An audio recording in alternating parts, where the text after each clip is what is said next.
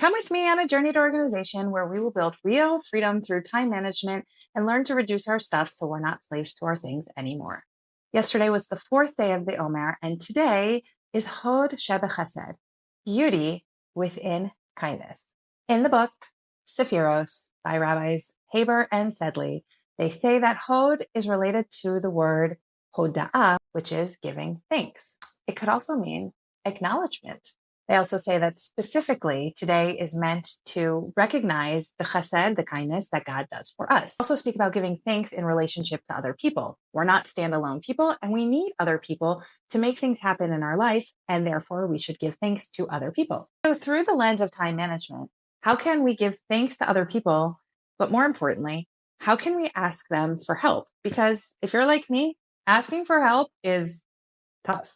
And after we ask for help, how can we feel thankful for what they've done, especially if they haven't done it exactly the way we wanted it to be done or the way we would have done it? For me personally, something that I found really difficult was the grocery shopping. So I asked my husband to take over. In order for me to reach my goals, I had to give up something that was zapping my time and my energy, and that was a big one for me. It was really hard for me to ask my husband to do this because we don't exactly see eye to eye on how the grocery shopping should be done. And I had to be okay with how he did it and feel satisfied that it was done, even though it's not exactly the way I would prefer it to be done.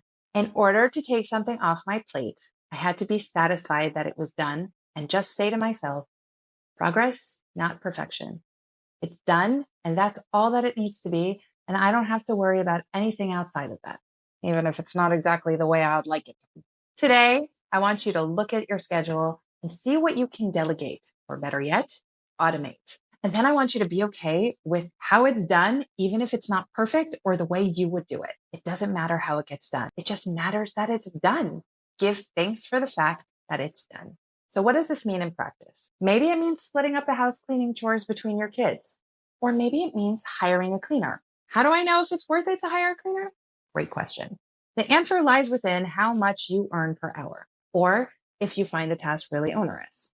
If a task is going to take you 3 hours, and within that time, you could do something else that is more specific to your skill set, and someone else can do it equally good or better than you can, then it's worth it to outsource it to someone who is a paid professional. And this is true in any aspect of life. If you can afford it, this is worthwhile.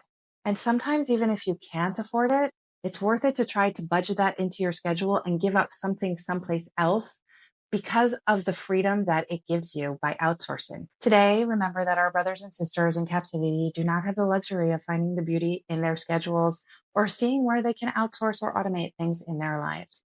So have gratitude for the fact that you can do this, even though it might be difficult for you today. It's important to remember the freedoms that you have. Have a beautiful day full of Hod Shebechesed.